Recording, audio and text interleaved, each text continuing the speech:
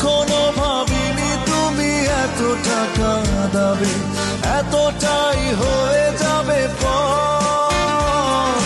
বিপুল অভিনয়ে নিজেরই হাতে ভেঙেছো